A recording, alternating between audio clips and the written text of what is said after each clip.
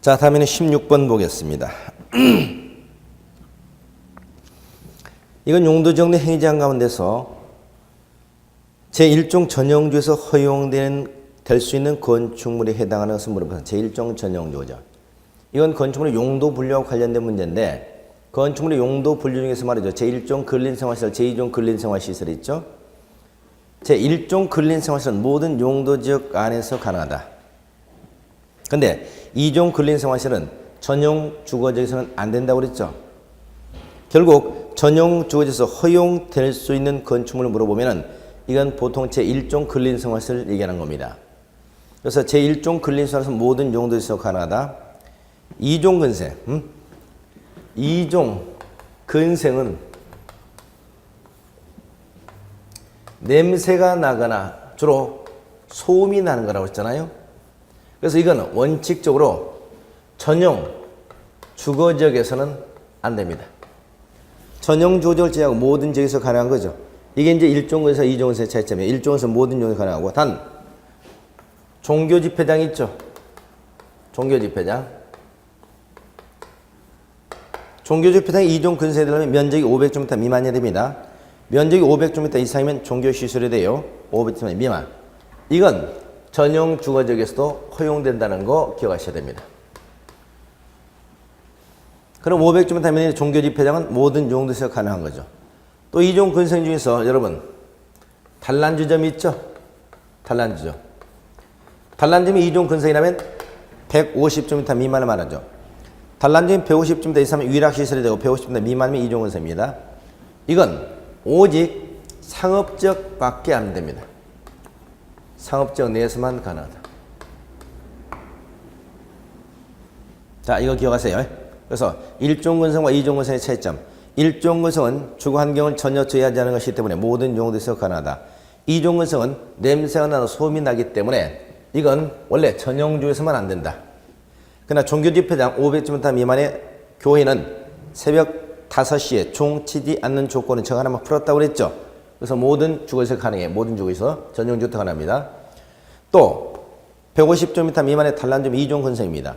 2종 근생이기 때문에 원래 전용 주거지역만 제외하고 나머지 일반 주거지나 준주거지는 다 가능해야 되죠.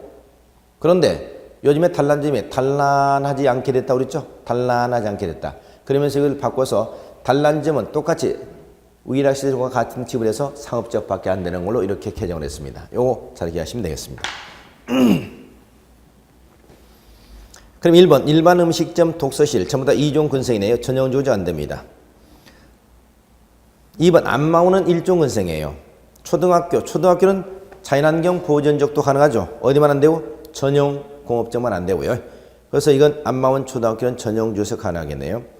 휴게음식점이 300제곱미터 미만이면 1종 근생이고 300제곱미터 이상이면 2종 근생입니다.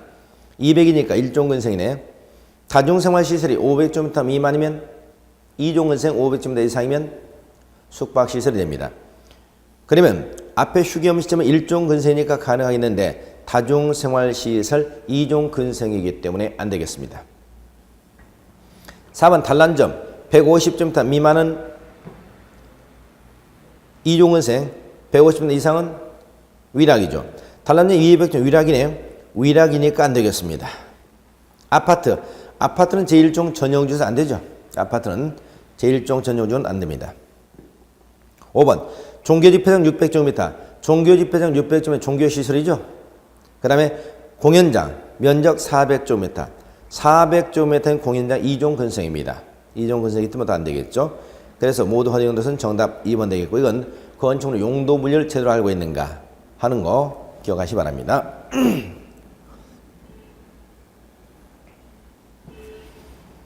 여러분 아파트는 어디에서만 건축이 가능하다고 그랬죠? 아파트 건축이 가능한 지는 총 7개 지역입니다. 아파트 건축이 가능하면 일단 도시적입니다. 도시적 가운데 주거적, 상업적, 공업적 셋 중에 하나야. 주거적 가운데 2종 전용주거죠. 2종, 3종, 일반 주거죠. 그리고 무슨죠? 준주거죠. 그 다음에 상업적. 상업적 가운데 중심상업 안 되죠. 유통상업 안 되죠. 그래서 일반 상업지역과 근린상업적 가능합니다.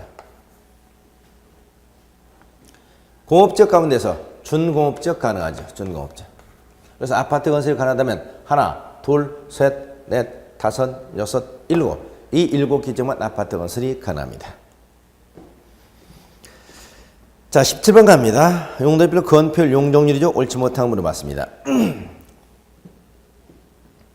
1번 자연환경 보전적, 농림적에 대한 건폐율은 20, 용적률은 80, 범위내에서 도시경계획 조례가 하는 비율을 초과할 수 없다. 자, 이건 개발이 금지된 적, 개발이 금지된 적은 총 5 플러스 3적이 있다고 그랬습니다. 우리가 건폐율 용적에서 개발이 금지된 적은 꼭 기억을 하셔야 됩니다. 자, 어디죠? 개발이 금지됐다는 가장 대표로 자연환경 보전적이고요.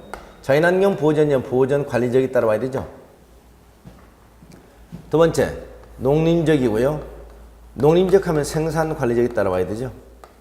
또 보전 녹지적, 도시적 가운데 5개적 개발이 금지된 적입니다. 자연환경 보전적, 보전 관리적, 농림적, 생산 관리적, 보전 녹지적. 그 다음에 3은 뭐다? 용도 지역에 지정이 없는 적. 지정이 없는 적은 어디를 따라간다? 자연환경 보전적을 따라가죠. 도시적 가운데 세분되지 않은 적. 도시적이 세분돼서 어디? 보전, 녹지역을 적용합니다. 그 다음에 관리적 가운데 세분되지 않은 적. 관리적 가운데 세분되지 않은 적. 여기는 보전, 관리적을 적용합니다. 자연환경 보전적, 보전, 녹지적, 보전, 관리적.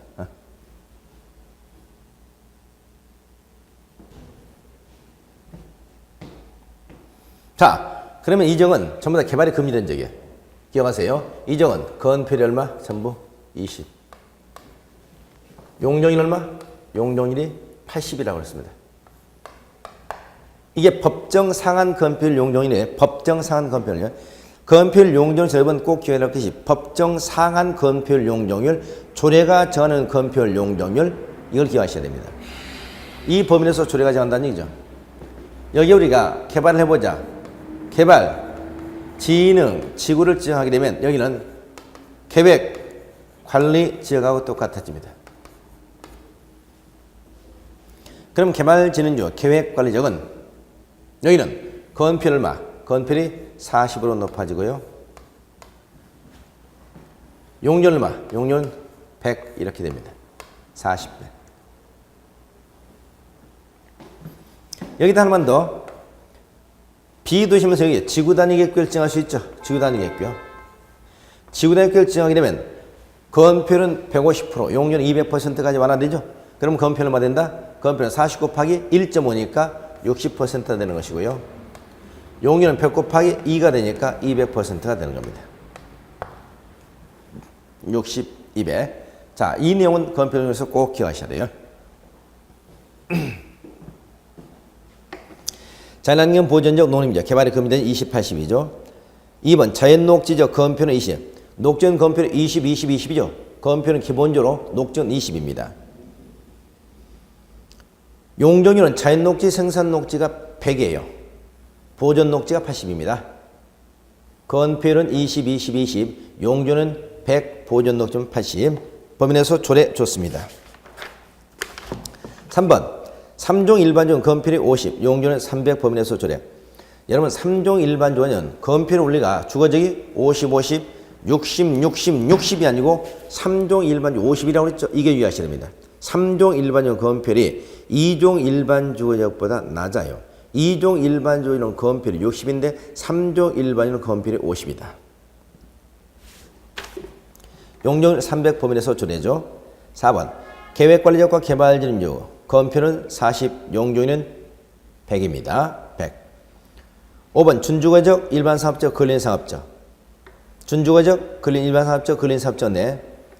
상업적이죠. 중심사업, 유통사업 빼고 방화지구, 방화지구가 전에 있고 건축물 주요 구조부와 외벽이 내화구조되어 있을 때는 건폐를 80% 이상 90% 범위에서 완화하여 도시원계획 조례 정할 수 있다. 좋습니다.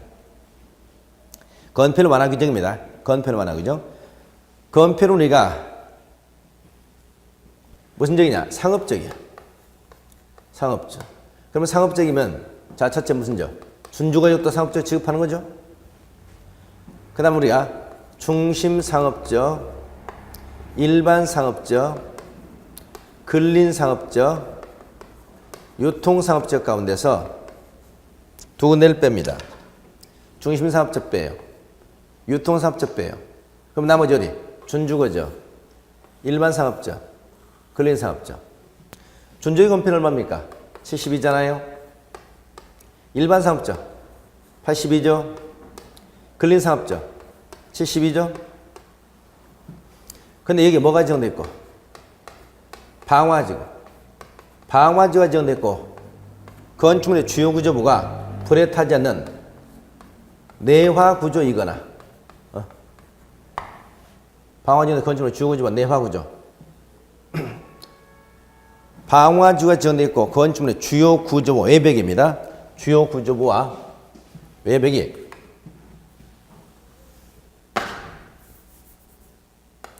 주요 구조부와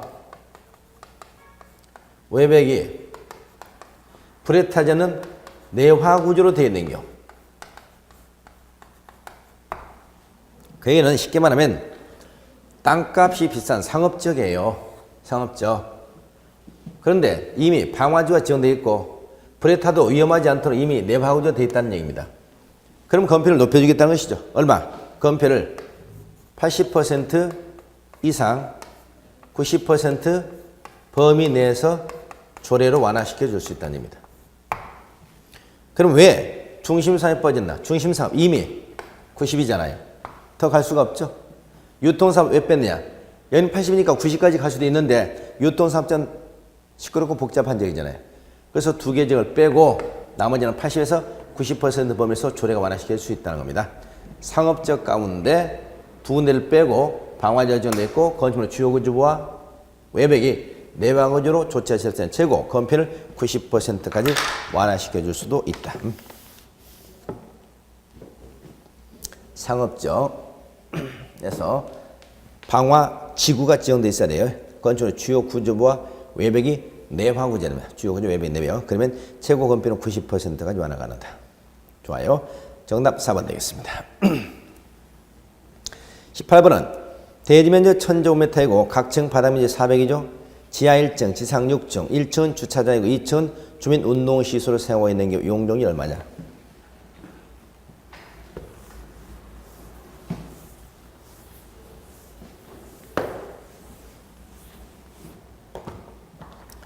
자, 용적률은 대지면적분의 연면적입니다. 근데 연면지에서 네 가지를 빼준다고 그랬죠. 첫째, 지하층 빼주고요. 지상층, 주차장 빼주고요. 피난, 안전구역 빼주고요. 대피공간 빼주죠. 곱하기 표현해 줍니다. 그럼 여기서 대지면적 얼마예요? 대지면적 1000제곱미터죠? 1000제곱미터에 먼저 지하 1층 있는데 지하 2층을 빼고요. 지상 6층인데 지상 1층 주차장 여기도 빼고요. 2층 주민운동시설입니다. 주민운동시설은 포함시킨다, 제외시킨다? 포함시키죠. 포함시켜요. 그러면 2, 3, 4, 5, 6층이라는 얘기네. 2, 3, 4, 5, 6층. 한 층에 400, 5, 4, 2000이죠. 곱하기 100이면 용적 얼마? 200%가 되겠습니다. 주민운동시설은 용적률 산정에서 포함시킨다는 거 기억하세요. 주민운동시설. 다만 유의할 점이 우리가 공동주택의 지상층에 설치되는 어린이 놀이터, 공동주택의 지상층에 설치된 어린이 놀이터는 우리가 바닥면 산세에 제외시킨다고 했으니까 이건 우리가 제외시킨다는 거 기억하시기 바랍니다. 19번 용도주기의 개념 바르게 된 거 물어봤습니다. 용도주기 개념 문제 물어보면 역사문화 미관지구와 역사문화 환경보전지구 그리고 중요시설물 보호전지구 공용시설 보호지구 두 개를 잘 구별하시라고 그랬죠. 자, 바르게 된 것은 1번. 자연경관류, 지역 내 주요 수개의 수변 자연경관을 보호 유지한다면 수변경관지구죠. 중요시설은 보전지구, 공용시설을 보호하고 공공 업무기를 효율한다면 이건 공용시설 보호지구죠. 공용시설 보조, 국방상, 안보상, 중요시설 보호보전 2번과 3번을 딱 바꿔야 됩니다. 2번과 3번을 바꾸면 딱 맞아요. 4번. 역사문화 환경보전지구. 역사문화 미관지구와 역사문화 환경보전지구를 잘 구별하고 그랬는데 역사문화 미관지구는 건축물의 미관을 유지관리, 역사문화 환경보전지구는 문화적으로 보존 가치가 시설과 지역을 보호보전, 시설과 지역을 보호보전 이렇게 나와야 됩니다. 그럼 여기 문화재, 전통, 사찰 등 역사문화재로 보존 가치가 큰 지역과 시설을 보호 보존한다. 이건 역사문화 환경보전지구 좋죠. 5번. 특정 개발진흥지구. 주거기능 보호, 청소년 보호 등의 목적으로 청소년 유해시설 등 특정 시설에 입지를 제한하면 특정 용도 제한지구가 되겠습니다. 특정 용도 제한지구. 특정 개발진흥지구는 주로 역세권 근처에 지정돼서 특정한 목적으로 집중 개발할 필요가 있을 때 지정하는 것이 특정 개발진흥지구라고 그랬죠. 자, 그래서 바르게 된 것은 4번. 20번은 가배대지가 총 500km인데 A시에 근린상업적인 400 제3종 일반적인 100km가 걸쳐 있습니다.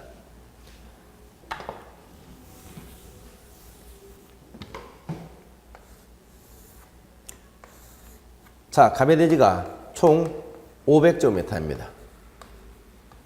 두 개지 걸쳐 있다는 얘기죠. 근린상업적이 400km, 3종 일반 주거지역이 100제곱미터입니다.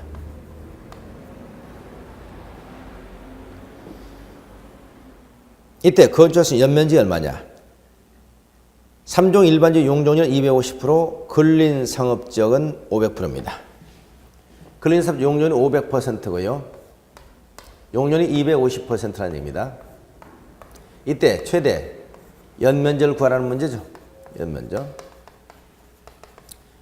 연면적은 어떻게 구합니까? 연면적은 대지면적 곱하기 용적률 해주면 됩니다. 용적률. 자, 그런데 이 문제는 한 필지 대지가 두 개 용도에 걸쳐 있다는 얘기죠. 어느 쪽에 용적률을 적용하는 이게 관건이 되겠네. 사람 욕심 누구나 똑같기 때문에 자기가 유리한 쪽 당연하게 근린상업적 적용하시겠죠. 이런 경우를 대비해가지고 한 필지 대지가 둘 이상의 지역, 지구, 구역을 결정했을 때 어느 쪽 하는 규정을 적용하는가, 이 규정 우리 국토기법에서 규정하고 있죠. 원칙은 각각 적용한다고 되어 있습니다. 다만 작은 지역이 330, 도로변 노선 상업지일 때는 660, 이하일 때는 어떻게 한다? 건폐율과 용도는 가중 평균을 하고요. 기타 용도 지역에서 건축자는 가장 넓은 쪽을 적용한다고 그랬습니다. 그러면 한 필지가 두 개 용도에 걸치고 작은 지역이 330 이하네요. 그럼 이 용적률은 500도 아니고 250도 아니고 가중 평균 용적률을 찾아내서 가중 평균 용적률 곱하기 대지면적이 되겠죠. 그러나 제가 말씀드렸습니다. 이거 가중 평균 하지 마세요. 만약 연면적을 물어보는 문제가 나오면 가중 평균을 하지 않고 각각의 대지면적 곱하기 용적률 그리고 두 개를 더해버리세요. 그러면 결론은 똑같이 나온다고 제가 말씀드렸죠. 그러면 이 문제만 나오면 어떻습니까? 무조건 녹지적이든 녹지적이 아니든 크든 작든 관계없이 항상 용적률 곱하기 대지면적 해서 두 개를 더해버리면 결론은 똑같이 나온다. 어떻게 해요? 자, 5, 4, 2000이죠. 2000 더하기 250이죠. 250 얼마? 2250제곱미터 나옵니다. 이렇게 계산하면 간단해요. 그래서 제가 극비상을 알려드렸습니다. 원래는 가중평균에서 가중평균 용적률을 찾아내고 가중평균 용적률 곱하기 대지면적 1000 이렇게 해야 되는데 그렇게 하면 복잡하니까 그냥 어떻게 곱해서 더해버리라. 그러면 나오게 되면 무조건 이렇게 하면 정답이 나오게 됩니다. 그래서 2250이 되겠네요. 자, 21번은 K시에 소지하는 가배대지가 2종 일반주택과 생산 녹지에 걸쳐 있습니다. 또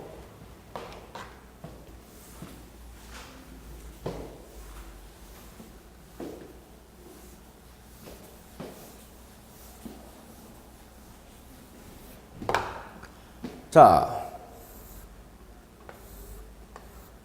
가배대지가 2종 일반주택과 생산 녹지에 걸쳐 있는데 여기서 전체 총 면적은 1000제곱미터예요. 이 경우 2종 일반 주거지가 건축하는 최대 연면적이 1200일 때 가배대지에 건축할 수 있는 최대 연면적은 얼마냐. 연면적 물으면 항상 용적을 유지하죠. 용량 생산 녹지 500이고 2종 일반지 200%입니다. 그럼 이런 얘기네요. 가배대지 500제곱미터가 있는데 500제곱미터가 있는데 2종 일반 주거지역과 생산 녹지역이 걸쳐 있대요. 근데 2종 일반 주거지역과 생산 녹지역 여기에 2종 일반 용적률이 250%를 줬고요. 생산 녹지 용적률 50%를 줬습니다. 그리고 여기에 건축 가능한 연면적이 얼마예요? 1200제곱미터는 얘기죠. 이때 이 전체 대지에 가능한 최대 연면적은 얼마냐는 겁니다. 최대 연면적. 전체 대지 연면적을 물어봤습니다. 그러면 이 연면적을 물어봤으니까 연면적은 대지면적 곱하기 용적률이잖아요. 그러면 여기는 이 연면적을 이미 주었기 때문에 이 연면적에다 더하기 이쪽 연면적을 더해주면 이 전체 연면적이 나오겠죠. 그럼 여기에 연면적을 구하는 게 공식입니다. 그럼 연면적은 어떻게 구해요? 연면적은 항상 우리가 대지면적 곱하기 용적률 이렇게 해주면 되잖아요. 용적률. 그럼 용적률은 이미 여기 나왔습니다. 그럼 대지면적만 하면 되겠네. 근데 대지면적을 당초 할 수가 없네요. 그럼 이쪽 대지면적 모르기 때문에 이쪽 대지면적 알면 되겠죠. 근데 여기도 보니까 대지면적 모르겠네. 연면적 1200 줬고 용적률 250은 대지면적이 없어요. 그러면 이 대지면적은 영원한 미궁 속으로 빠지는 거죠. 그건 아니지. 우리는 산수 공식 있죠. A는 B분의 C, C는 A 곱하기 B, B는 A분의 C. 이거 있지 않습니까? 이 공식을 응용해 있죠. 무슨 말이냐? 용적률은 대지면적분의 연면적이잖아요. 대지면적분의 연면적. 그러면 연면적은 대지면적 곱하기 용적률이잖아요.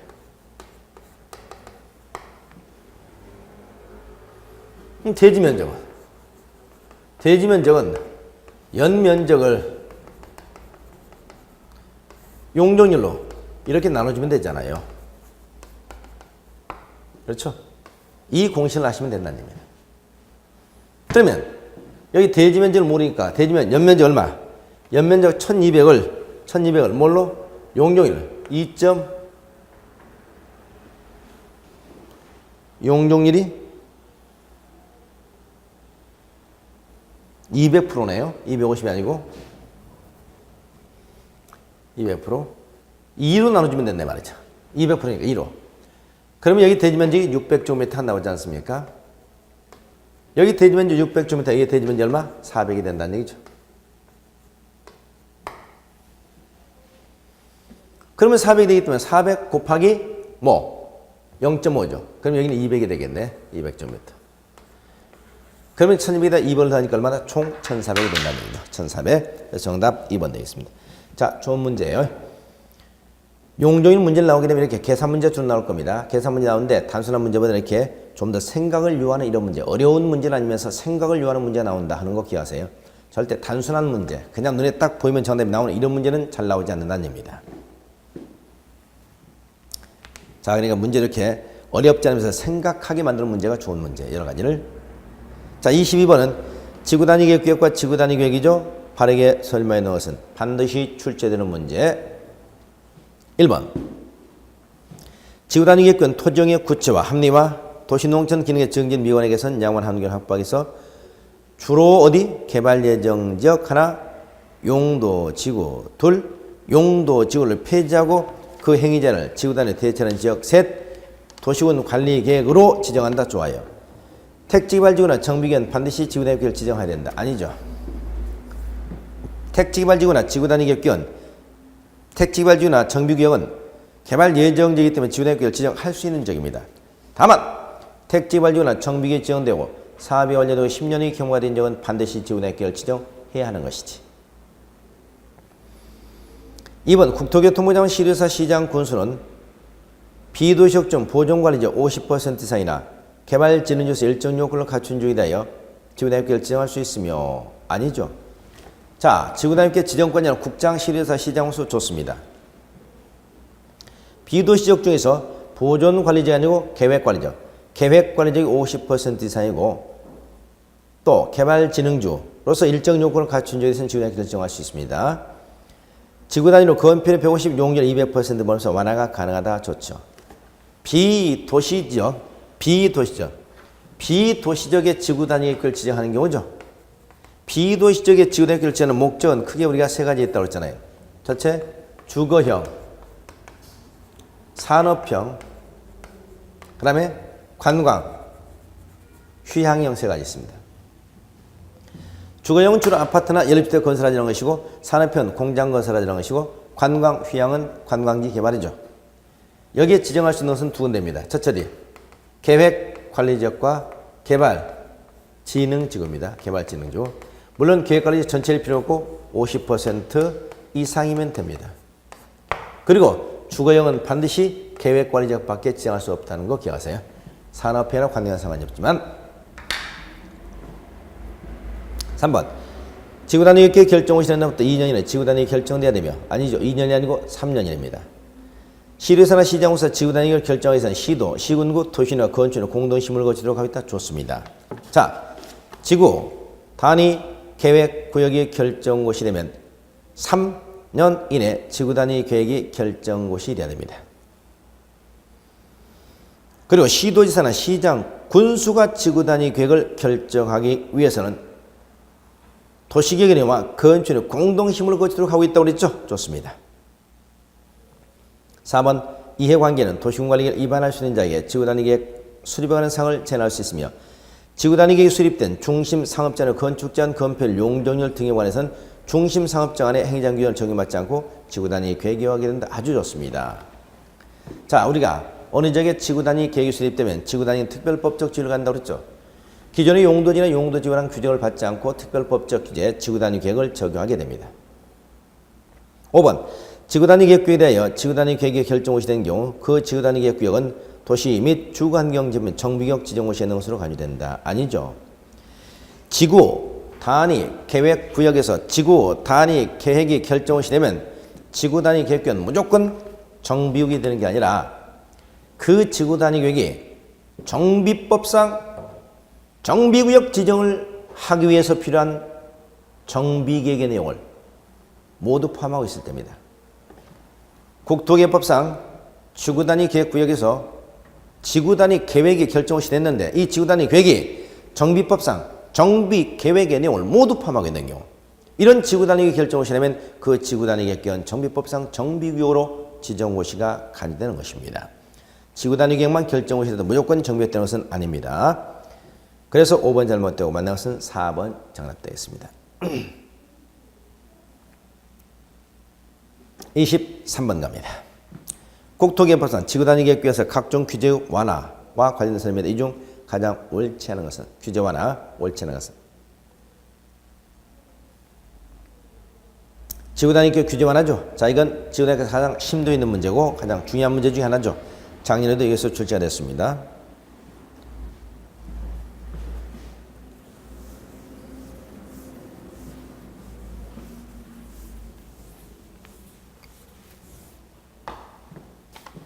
자, 1번. 도시적 내 지구단위 계획구에서 그러니까 우리가 지구단위 계획구역이 결정되면 지구 단위 계획이 결정을 시켜야 되잖아요. 지구단위 한마디로 규제의 완화가 특징이라고 했죠. 완화. 그럼 뭐가 완화되느냐? 첫째, 도시지역하고 비도시적으로 나눠서 도시지역과 비도시로 나눠서 도시지역 내에서는 5가지. 하나, 둘, 셋, 넷, 다섯.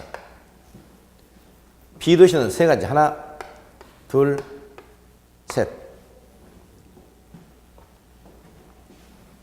이게 완화가 된다고 그랬어요. 첫째, 건축 제한. 두 번째, 건폐율. 세 번째, 용적률. 용적률 하면 높이. 그 다음에 다섯 번째, 뭐다? 주차장 설치 기준. 부설 주차장 설치 기준이죠. 이 다섯 가지 완화될 수 있고, 비도시에서는 1번, 건축 제한. 2번, 건폐율. 3번, 용적률이었죠. 세 가지 완화된다고 그랬습니다. 건폐율 몇 프로까지? 최고 150% 범위 내에서. 용적률 몇 프로? 200% 범위 내에서. 200% 범위. 이거 있죠. 자, 이제 이건데, 자, 이걸 한번 보겠습니다. 1번. 도시적 내 지구 단위 계획에서 건축물 건축한 자, 그 대지 일부를 공공시설 등의 부지로 제공한 경우, 이게 먼저 기부 체납이죠. 도시지역 내에서 지구 단위 계획 구역, 기부 체납하는 경우 건축물에 대해서 일정 비율까지 일정 비율, 건폐율 하나, 용적률 둘, 높이 제한 셋 완화에 적용할 수 있다. 이게 기부 체납 제도입니다. 도시지역 내 지구 단위 계획 구역 내에서 기부 체납하게 되면 건폐율, 용적률, 높이를 완화시켜 줍니다. 2번. 건축법에 따른 공개 공지 또는 공개 공간을 의무 면적 초과 설치한 경우 당해 건축물에서 일정 비율까지 건폐율 및 높이 제한을 완화시켜 줄 수 있다. 자, 공개 공지, 공개 공간에 의무 면적을 초과해서 설치했다. 공개 공지, 공개 의무 면적을 초과해서 설치했다. 그러면 공개 공지를 초과 설치하게 되면은 뭐를? 용적률과 높이를 완화시켜 줍니다. 용적률, 높이, 건폐율이 아니죠. 건폐율 잘못됐고요. 3번, 도시적의 개발진흥지를 정하고 거기다 지구단위 결정했다. 그러면 여기는 용적률과 높이를 120%까지 완화시켜 줍니다. 도시 지역에다가 뭘 정하고? 개발, 진흥, 지구를 정하고 여기에 지구 단위 계획을 정했다. 그러면 여기에 뭐를? 용적률과 높이를 최고 얼마까지? 120% 범위 내에서 완화시켜 줄 수 있다는 얘기입니다. 도시적의 개발진흥지를 정하고 지구 단위 계획을 정하게 되면 용적률과 높이를 120%까지 됩니다. 4번. 도시적 내 지구 단위 계획 지역 목적 한옥마을을 보존한다. 또는 차 없는 거를 조사. 한옥마을을 보존한 자, 차 없는 거를 조성한 자. 그러면 여기는 주차장 설치를 100%까지 완화시켜 줄 수 있습니다. 5번. 도시적 외 지역에 지구 단위 계획이 지정된 경우 당해 용도적 또는 개발진흥지에 정해놓은 건폐율의 150, 용적률 200%에서 건폐율을 운영화시켜 줄 수 있다. 비도시적이죠. 도시 외 지역이니까 거기에 지구 단위 계획이 지정되면 건폐율 몇 프로? 150, 용적률 200% 좋죠. 자, 그래서 틀린 것은 2번 되겠습니다. 2번. 그래서 이게 뭐예요? 건축자는 안 되고요. 예를 들면 전용 주거지역에 지구 단위 계획을 지정하면 거기에 일반 업종 건축도 가능하다. 이런 거죠. 건폐율 완화. 건폐율은 첫째, 법정 상한선까지 건폐율을 완화시켜 주는 경우 있고 기부 체납이 있고요. 기부 체납에 따른 완화가 있고 용적률 높이. 용적률 높이는 세 가지 있습니다. 첫째, 기부 체납. 기부 체납에 따른 완화. 그 다음, 공지를 초과해서 확보한 경우. 그 다음에 아까 도시지역의 개발 진흥지를 지정하고 여기다가 지구 단위 결정. 이 세 가지 경우에 용적과 높이를 완화시킬 수 있고 주차장 설치 기준은 차 없는 거를 조성하자. 한옥마을을 보존하자. 이때는 최고 주차장 설치를 100%까지 완화시켜 줄 수 있다. 기억하세요. 아주 중요한 규정입니다. 24번은 국토개법 56조 개발이 허가죠. 개발 허가를 모두 받아하는 것으로 옳게 짜시는. 일단 개발이 허가 출제문도 역시 100%죠. 지구 단위 계획 문제 한 문제, 개발이 허가 문제 한 문제는 반드시 나온다. 허가를 모두 받아야 하는 겁니다. 1번. 관리자로서 농림업용 비닐하우스 설치. 자, 비닐하우스는 공작물입니다. 근데 농림업용 비닐하우스 설치죠. 어디서? 녹지적, 관리적, 농림적. 녹지, 관리, 농림적 안에서 농림업용 비닐하우스 설치는 허용사입니다. 그러나 그 안에 육상, 어류, 양식장을 설치했다면 이건 허가를 받아야 됩니다. 그러면 앞에는 허용, 뒤에는 허가입니다. 경제 관련 토지 형질 변경, 허용이죠. 조성 완료된 기존 대지에서 건축을 이한 토지 형질 허용입니다. 사도 개설 허가를 받은 토지 분할 허용이죠. 행정 재산 용도 표시된 재산 분할 허용입니다. 건축 허가 신고 대상 아닌 건축물의 건축행위 허용입니다. 신고 대상 건축물의 건축은 허용이라고 이해할 수 있습니다. 예, 신고 대상 건축물의 증개 재축, 신고 대상 건축물 증축, 개축, 재축할 때는 허용이에요. 그러나 신축은 허가거든요. 그러면 반드시 허가 신고라고 함부로 얘기할 수 없겠네. 공유수면 메리페이 허가죠. 관리자 안에서 토지 분할 허가입니다. 그래서 허가를 모두 받을 것은 정답 5번 되겠습니다. 자, 개발인 허가상 허용상 한 문제 꼭 출제된다고 그랬습니다. 25번 개발인 허가 옳지 않은 거. 이번엔 개발인 허가 절차 문제죠. 이 개발인 허가 문제가 한 문제 나오면 뭐가 나온다고 그랬어요? 개발인 허가상과 허용상을 구별하는 문제가 나오든가, 아니면 개발인 허가 절차 문제가 나오든가, 아니면 뭐가 나온다? 아니면은 개발인 허가 제한이 나오든가, 제한 이게 나온다고 그랬죠. 자, 옳지 않은 거 1번. 전국토의 난개발을 방지하여 건축물의 건축 등 일정한 개발행위를 하고자 하는 경우 에는 6개 지역장에 개발행 허가를 받아야 된다. 건축법은 건축허가, 주택법상 사업계 승인 있으면 개발행 허가를 받은 것으로 본다. 좋죠. 건축법상 건축 허가를 받으면 국토부에서 개발행 허가, 주택법상 사업계 승인을 받으면 개발행 허가를 받은 것으로 간주가 됩니다. 2번 건축물의 대수선이나 용도 변경에 대해서는 개발행 허가를 받을 필요가 없습니다. 왜? 국토개선 개발행 허가는 건축물 건축과 건축뿐이니까 대수선의 용도 변경 개발행 허가를 받는 것은 무슨 법? 도시개발법이죠. 그러나 허가받은 사람을 변경하는 경우는 다시 새로운 변경을 받아야 됩니다. 변경을 받아야 돼. 단 경미 한 상을 변경할 때 뭐한다? 신고하면 됩니다. 신고 아니고 통지하면 됩니다. 예를 들면 부지면적 10% 범위 내 또는 사업기간 단축 같은 것들이죠. 3번 6개 지역장 개발의 허가를 신청에 대해서 특별한 사유가 없는 15년의 허가나 불허가청을 하게 되죠. 이때 허가청을 할 때 조건부 개발행 허가를 할 수 있고, 조건부 개발행 허가할 때는 개발 행위자의 의견 청취가 되고, 조건부 개발행 할 때는 이행 모집을 예측하게 할 수 있다. 단 국가나 지방자치단체는 허가하지 아니하다. 여기까지 기억하셔야 되겠습니다. 4번 국토교통부는 시도사 시장으로서는 도시군 관리계산 필요하다고 인정하는 지역에 대해서 1회 하나여 2년 이내로 개발행 허가를 제한할 수 있으며, 1회 하나 2년이 아니고 3년 이내죠.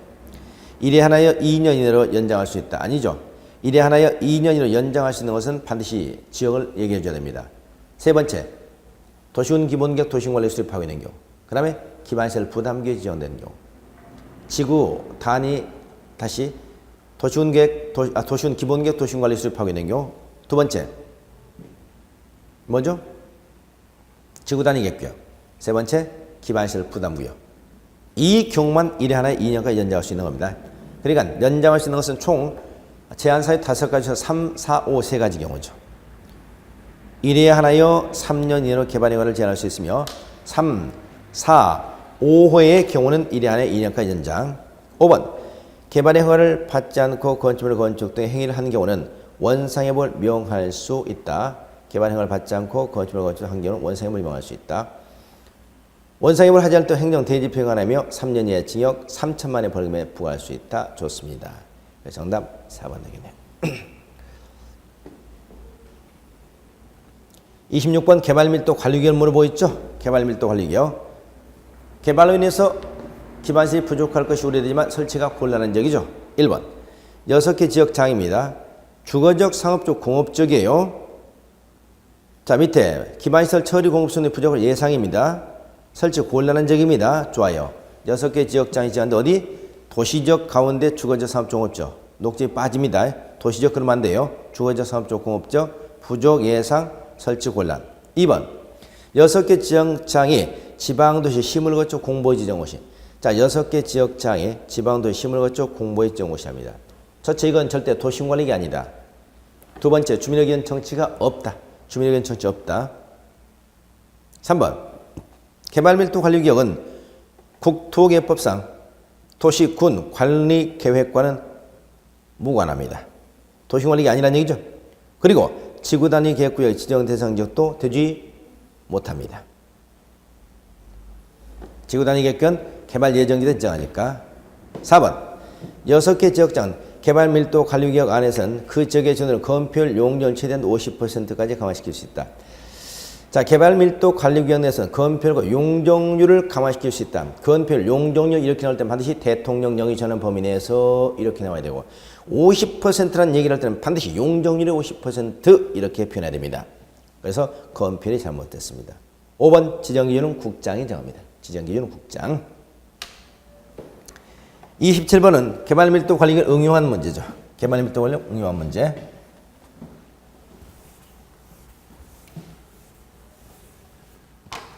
자, 서울특별시의 중심 상업지역입니다. 여기에 개발밀도 관리 구역을 서울특별시에 지정했다는 얘기네요. 그 안에 갑이라고 하는 사람이 대지를 1000제곱미터를 가지고 있다는 얘기죠. 중심 상업지역에 건폐율은 몇 프로? 60%. 용적률이 몇 프로? 1000%라고 그랬죠. 이 경우에 개발밀도에서 갑이 건축 가능한 최대 건축 면적은 얼마냐? 연면적은 얼마냐? 이 말이죠. 건축 면적, 연면적을 물어봤습니다. 건축 면적, 대지 면적 1000 곱하기 건폐를 하면 되겠고요. 용적률은 대지 면적 곱하기 1000 곱하기 용적률 하면 되겠죠. 그런데 개발밀도 관련해서 용적률 최대한도까지 강화시켰다고 해서 서울특별시장이 그러면 개발밀도관리기관 실제 지금 현재 건폐율은 강화를 못 시킨다고 그랬죠. 그러면 건폐율은 그래도 60% 정의니까 0.6을 적용하고 용적률은 1000% 50% 강화시키면 얼마? 500이 되죠. 그렇다면 건축면적은 얼마 된다? 건축면적은 600제곱미터 되겠고요. 연면적은 얼마가 된다? 연면적은 5000제곱미터 되겠죠. 5000제곱미터. 자, 그래서 개발밀도를 응용한 문제입니다. 건축면적은 600, 연면적은 5000제곱이 되겠습니다. 28번은 기반시설 부담구역입니다. 틀린 거. 1번, 기반시설 부담구역은 6개 지역장에 주민의 의견 청취가 들어가죠. 지방도 심을 거쳐서 공부해 주는 것이 좋습니다. 주민의 의견 청취 기억하세요. 개발밀도는 주민의 의견 청취 없었잖아요. 2번, 전년도 인구 증가율이 그 지역에 속하는 특별시원시, 특별자치시, 특별자치도 시군 전년도 인구 증가율 20% 이상 높은 지역은 기반시설보다 지정하여야 된다. 의무적 지정 대상이죠. 인구 증가율이 20% 이상 높은 지역. 개발행 허가 건수가 20% 이상 증가된 지역. 3번, 6개 지역 중 기반시설 부담구역이 지정호시 된 경우는 대통령령으로 정한받다 기반시설 설치에 1년 이내에 수립하고 이를 도시관리에 반영해야 됩니다. 1년 이내에. 만약 기반시설 설치를 수립하자면 기반시설 부담구역이 해지된 것으로 보죠. 4번, 기반시설 부담구역 지정호시로부터 1년이 되는 날까지 기반시설 설치를 수립하지 않으면 1년이 된 다음 날에 기반시설 부담구역이 해지된 것으로 본다. 좋습니다. 5번, 6개 지역장 기반시설 부담구역에서 연면적 200km 초과는 건축물의 증축, 개축행위 대하여 증축, 개축이죠. 기반시설 설치 비용을 건축업한 날부터 2개월 이내에 부과해야 되며 납부냐 이를 사용 승인 신청 시까지 납부해야 된다.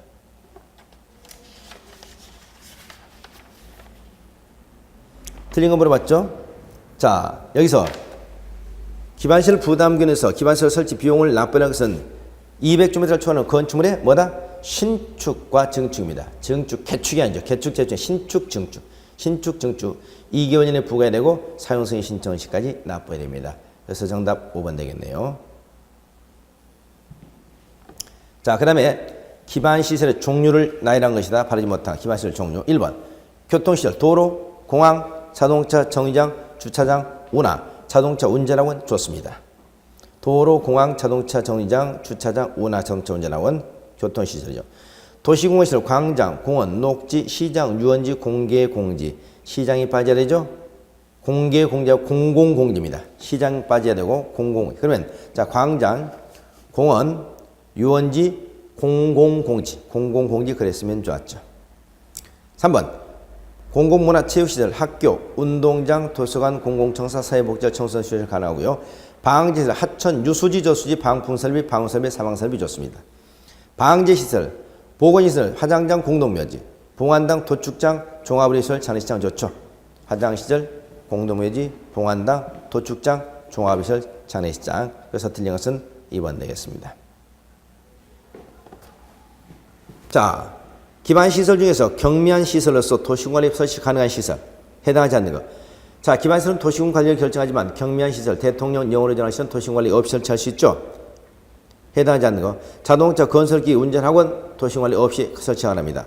공공공지 폐차장 마찬가지죠. 전기 공업설비 시장 마찬가지입니다. 공동물은 절대 안 돼요. 학교 운동장 반드시 도시공관리 필요합니다. 5번 장례식장 종합의료시설 도시공관리 없이 설치가 가능합니다. 정답은 4번 되겠네요.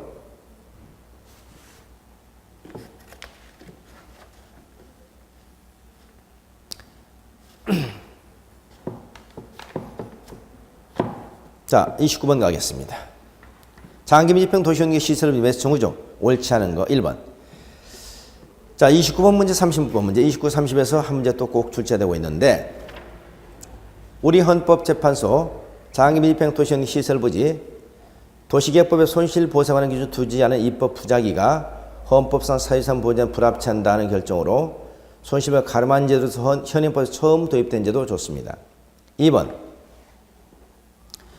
도시환경 시설 결정으로부터 10년 사업이 집행되지 않은 이죠. 실시 인가된 경우는 제외입니다. 지목대 좋습니다. 3번 토지의 하나며 틀렸죠. 매수 청구의 대상은 토지, 건축물, 공작물, 그리고 시장 군수에게 매수 청구가 아니죠. 원칙은 6개 지역장, 예제로 시설 사업 시행자, 설치의무자, 관리 의무자입니다. 그러니까 매수 청구 대상 토지와 건축물, 공작물이고 매수 청구 누구에게 매수 의무자에 청구해야 된다 이렇게 말이죠. 매수 의무자는 6개 지역장, 단 사업 시행자, 사업 시행자, 설치의무자, 관리 의무, 설치의무자, 관리 의무자입니다. 네 번째, 형성권이므로 매수 의무가 있는 것은 아니며 매수 의무자 지방자치단체인 경우 비업무용 토지에서 매수 금액이 일정 금액 3천만 원이죠. 초과하는 경우는 초과 금액은 시설 채권을 발행해서 이를 매수할 수 있다. 좋습니다. 원칙은 현금입니다. 5번 매수 의무자는 6개월 내에 매수비를 결정해서 통보해야 되고 매수하겠다는 결정은 통보하고 2년 이내에 매수해야 됩니다. 매수하지 않은 경우 토지소유는 국토개혁법 56조 개발의 허가를 받아서 3층의 단독 제1종 제2종 근린수에서 단 단란점 안마실서 노래인싸움 단순생활 제외 좋죠. 건축할 수 있다. 좋습니다. 있다. 그래서 틀린 것은 3번 되겠습니다. 30번 갑니다. 도시환경 시설 결정의 해제 권고제도죠. 해제 권고제도 바르지 못한 설명 물어봤습니다. 자, 6개 지역장은 시설 결정이 고시된 시설에 대해서 설치할 필요성이 없어진 경우 그 고시로부터 또는 10년이 지날 때까지 설치한 사업이 시행되지 않은 경우 현황과 단계별 입법을 보고해야 된다. 그렇죠. 보고문은 10년 미집행 시설과 설치할 필요성이 없어진 시설을 그 현황과 단계별 집행을 보고하는 겁니다. 6개 지역장이 지방의회에다가 최초 보고하고 난 다음에 2년마다 2번 지방자치장은 시설 결정이 해제되지 아니한 경우는 최초 지방에 보고한 다음에 2년의 주기적 보고해야 됩니다. 3번 국토교통부의 결정 고시한 시설 중 관계 중앙행정위원장이 직접 설치한 시설은 제외됩니다.